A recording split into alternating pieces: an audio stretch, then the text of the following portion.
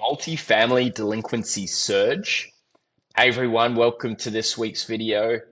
Today we're going to talk about a viral picture that's been doing the rounds online, and it's a picture of a chart that's mapping delinquencies, and it's been incorrectly attributed to the housing market. So here it is. You can see Patrick Bet-David's one of many prominent figures online who have retweeted this or reposted it.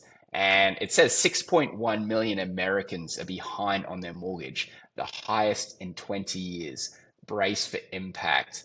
So you see the chart, you can kind of make out that uh, the first peak is around 2009 starting and then ending in 2013. And we're in a bigger peak right now at the start of 2025.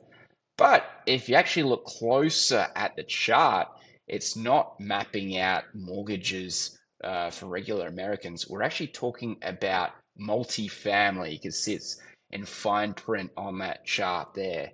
So, what does this actually mean? How does it relate to the housing market?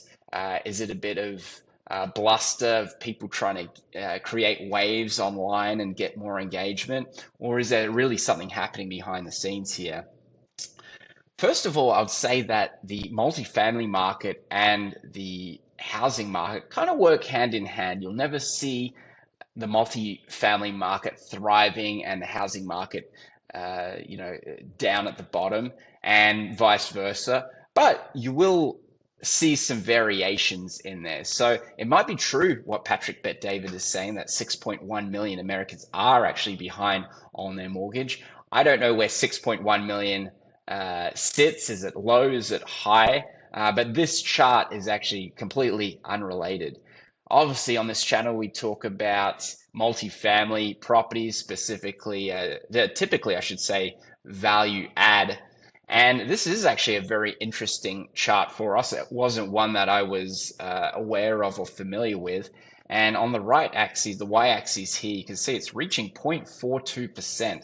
So out of all the Freddie Mac delinquencies, 0.42% are actually reaching a critical level, and they're defining critical by 90 days in default. So it means that they're 90 days behind mortgages. And 0.42 might not seem like a lot, but you can see based on previous trends, it's higher than it was in the recession of '08, which really didn't hit its peak until a couple of years later. And now we're beyond that. But what's interesting about this chart is that you actually see a spike starting from around 2019 and probably peaks out at middle of 2020, right when the pandemic was happening. So you started seeing these defaults, and that was actually the highest time for market prices in multifamily. So you kind of question, why were delinquencies so high when market prices were also at their very highest? And then after 2021 saw a dip, which was around the time where interest rates were coming down and they were at their lowest, and then it shoots back up.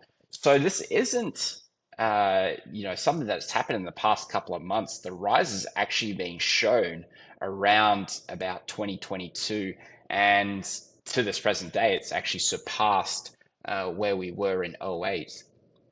So what do you read into this? Now, Freddie Mac's are very specific types of loans. They're agency loans.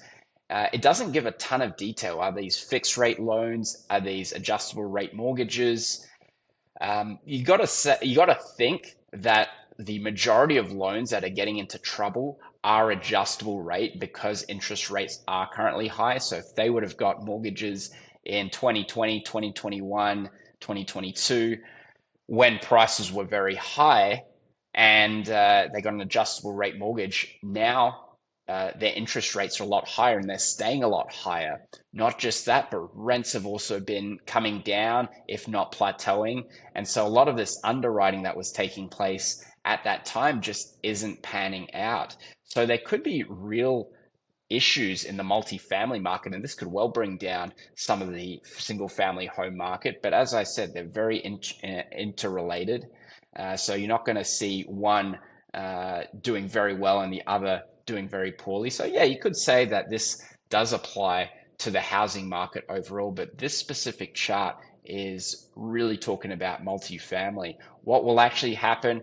This could be contained. There is a lot of dry powder out there looking to deploy. So that dry powder could prop up the multifamily market, but a lot of it depends on what kind of product this is, what kind of loans we're talking about. Is there a specific loan that is facing high levels of delinquency, and where these are located? So it's really impossible to infer anything from this graph, but it is very interesting that we have reached levels of delinquencies, at least for a specific type of loan product, beyond what we had in 2008 and beyond. So take that what you will, but just cleaning up a bit of misinformation thrown out there, people trying to rile up the single family home market. And that's all we have time for today, and we'll see you next week.